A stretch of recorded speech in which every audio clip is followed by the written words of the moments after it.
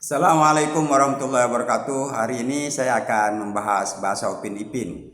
Dalam kolom bahasa Tempo ini, saya mencoba untuk menyatakan apresiasi terhadap apa yang telah dilakukan oleh pengalih bahasa film kartun Upin Ipin di sebuah televisi nasional kita.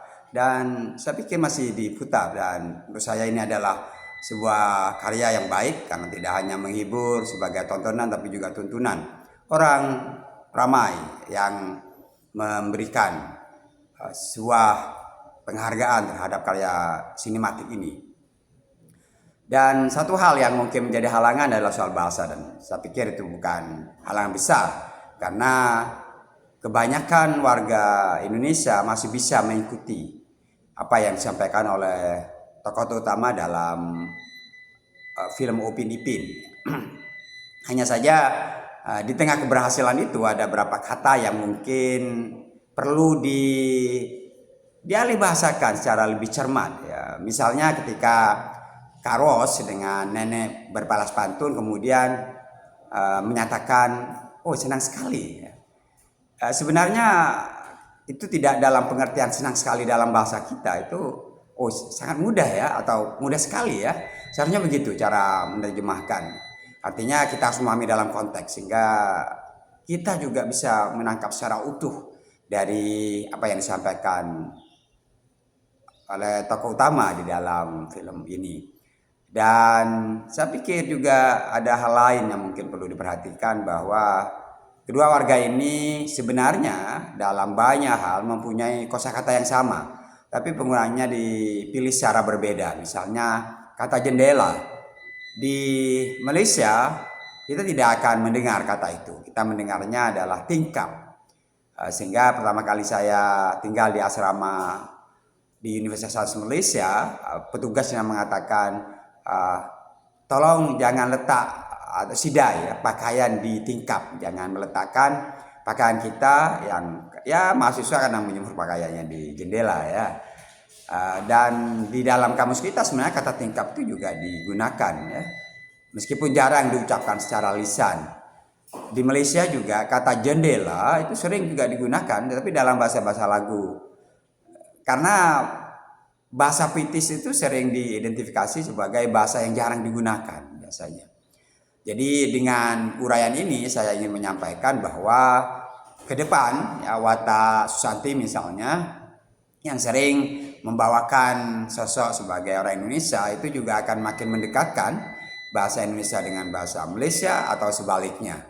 Artinya ke depan kita mempunyai tugas bersama bagaimana kedua bahasa ini semakin dekat dan kedua warga juga saling memahami ya, agar dalam sebuah komunikasi di kegiatan tidak hanya akademik sebenarnya, tetapi juga saya pikir banyak diplomat kita yang mungkin akan memilih bahasa Inggris ya untuk menghindari kesalahpahaman. Dan pelan tapi pasti kedua negara akan, ya saya berharap karena akarnya sama yaitu bahasa Melayu, tanpa menutup kemungkinan bahwa bahasa Indonesia akan lebih sering menyerap Jawa ya. Dan saya pikir ini terkait dengan kuasa, relasi kuasa ya. Dan pada akhirnya mungkin pada masa yang akan datang setelah ibu kota negara kita stabil di Kalimantan, mungkin corak ya, pengembangan bahasa Indonesia akan berbeda. James T. Collins yang menulis asal muasal kata Melayu sebagai bahasa asal dari bahasa Nusantara ini itu berasal dari daerah Kalimantan ya. Tesis beliau begitu. Kita tidak sedang menyoal kebenaran dari sebuah tesis ini, tapi kita ingin menyoal adakah ke depan bahasa serumpun apakah Indonesia, Malaysia, Thailand, Singapura dan Brunei itu akan makin dekat setelah bahasa Indonesia sebagai bahasa yang secara nasional mungkin kita terbanyak ya, meskipun sehari-hari tidak, karena bahasa Jawa tetap dominan di kawasan Jawa ya. kemudian bahasa Madura juga begitu, di Tapanuli juga begitu. Artinya sebenarnya pengguna bahasa Indonesia itu adalah mereka yang berasal dari bahasa daerah yang menggunakannya di acara-acara formal. Ya. Dan pesan terakhir mungkin yang saya bisa sampaikan adalah bahwa kita berharap Upin Ipin ya, itu tidak hanya sekadar karya yang dihasilkan oleh negara tetangga kita, tetapi juga telah mendorong para kreator kita juga melakukan hal yang serupa, dan mudah-mudahan juga akan terkenal di Malaysia karena ini adalah alat pertukaran budaya yang jauh lebih efektif ya. Dan pada hakikatnya sebenarnya bahasa itu adalah rumah kita ya. Jadi kalau kita merawatnya dan melibatkan lebih banyak orang, maka kemungkinan berkomunikasi jauh lebih utuh itu akan bisa dilakukan. Dan mudah-mudahan ini adalah sebuah momen penting setelah kita pada bulan Oktober kemarin merayakan Hari Bahasa. Saya masih belum melihat sebuah komitmen yang kuat dari banyak pihak, terutama pejabat publik. Jadi saya juga berkomentar ya, sebelum mengakhiri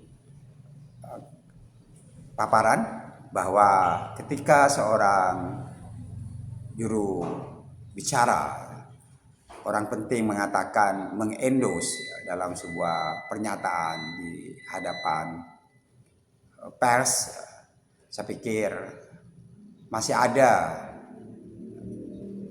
keraguan bahwa bahasa kita tidak cukup menyampaikan pesan, dan ini adalah kecelakaan sejarah. Saya tidak menampik kita harus menggunakan bahasa Inggris di dalam peristiwa atau dalam acara tertentu ya. Lagi pula kan banyak sebenarnya pejabat yang tidak bisa berbahasa Inggris dengan baik, tetapi mereka ke-Inggris-Inggrisan. Saya tidak tahu apa yang ada di benaknya. Oleh karena itu kita berharap bahwa mendaulatkan bahasa Indonesia itu tidak kemudian kita hanya menampilkan peran bahasa Inggris di arena internasional. Jadi Upin adalah ruang bagi kita untuk berbagi dengan jiran, ya, bagaimana kita bisa memahami Malaysia pada waktu yang bersamaan orang Malaysia, Singapura, Brunei itu bisa memahami kita melalui bahasa. Terima kasih. Wassalamualaikum warahmatullahi wabarakatuh.